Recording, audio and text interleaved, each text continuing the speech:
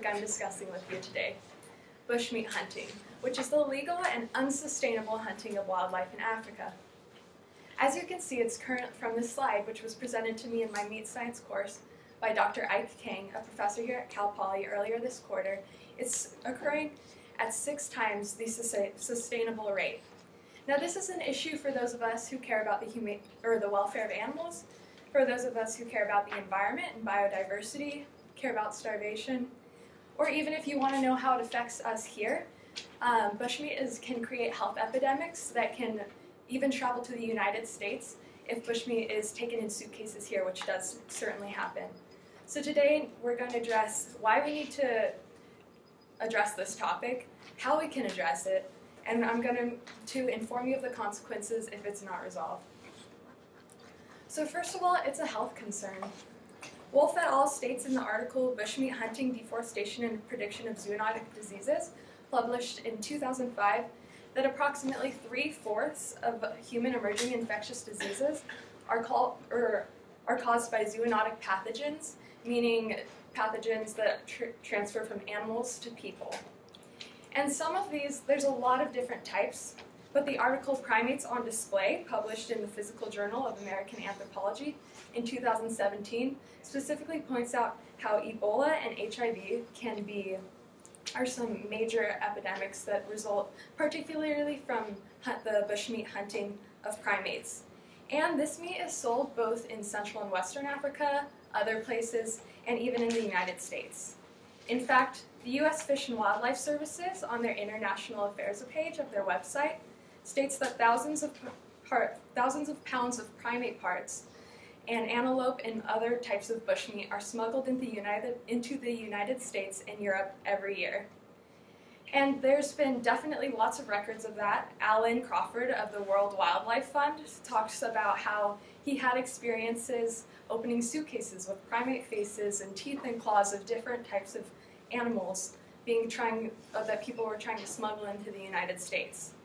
In addition, as Logan mentioned, the funds from this can be linked to terrorism. On a different note, it's also, as I specified it in my introduction, it's unsustainable because of course it's understandable that people in impoverished communities are going to be taking advantage of the protein sources that they have.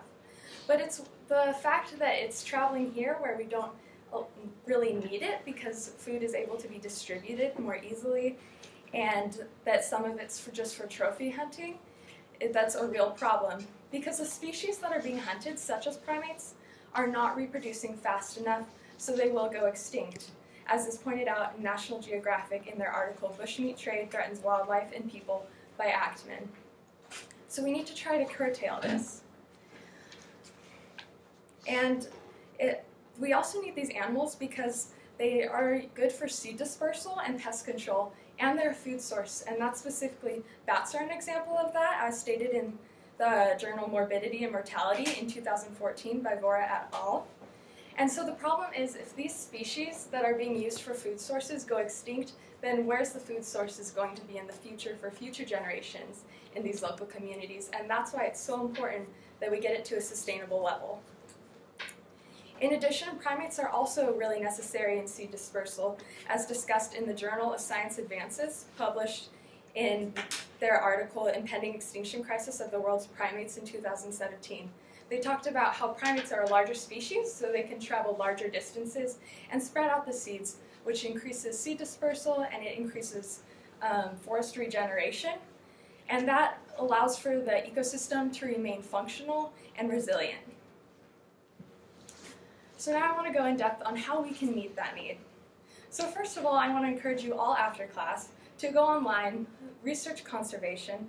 This is a campaign by the World Wildlife Fund, and you can go on their website and sign pledges. You can also symbolically adopt a tiger, which I think is really cool, and you could adopt that. So you send money and they'll send you a stuffed animal and some information about tigers, and you could give that out as a gift and it would be really meaningful. But to get a little more serious and into things that are a little harder to do, the legal protection of animals and the legal user rights for wildlife management are really critical. So these are anti-poachers that are standing with this rhinoceros right now. So the rhinoceros are often killed for their horn, although they don't have to be. So right now, the issue is it's kind of a first come, first served basis, and that's one reason it's so unsustainable. Because everybody wants the horn, there's only so many rhinoceroses, who's going to get the horn first? But the idea is that if you assign land to certain people, they'll be able to, and there's rhinos or other animals on their land, one, they'll want to protect them, so they'll hire these anti-poachers, and that's how they would get funded. And they would have money to do that because the rhino's horn is so lucrative. And as I mentioned, the animal does not need to be killed for its horn, and it can actually be removed painlessly because it's keratin, which is like the material of our hair. And so if you cut it a certain amount away from the face, it's actually painless. And the rhinoceros will grow it back, so the owners of these animals would want to keep them alive in order to keep making a profit off the animals. They'd want them to breed so that they continue to have a lucrative business. And in the article Bushmeat Hunting and Extinction Risk to the World's Animals, published in 2017 on the Royal Society Open Science, they talked about this anti-poaching and anti-trafficking controlling and how it can be a really useful mechanism against poaching.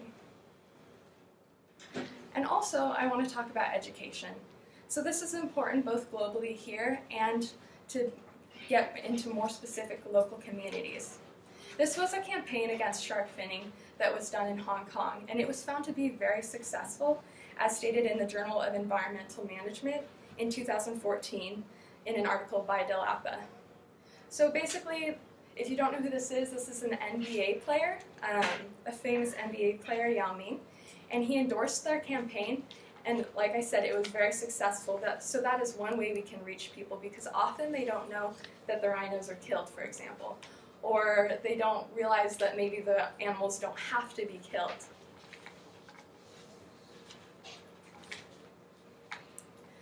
So if we don't address this issue, if we don't take the measures we need to, there's going to be a loss of biodiversity, which is going to lead to animals leaving the community or they'll go extinct. So then we have communities in Africa that aren't getting the resources they need. So there's even, if we don't take care of this issue, there will be starvation for future generations in local communities in Africa. And it can even lead to health epidemics, both in Africa and here in the United States. So to summarize my main points, a need for action exists. The need can be met, as we've discussed. And if the need's not met, there will be serious consequences for future generations to address. So I want to encourage you all to support conservation societies, such as the World Wildlife Fund, and to keep updated in international affairs beyond our local community, and to advocate for the world that you want to live in.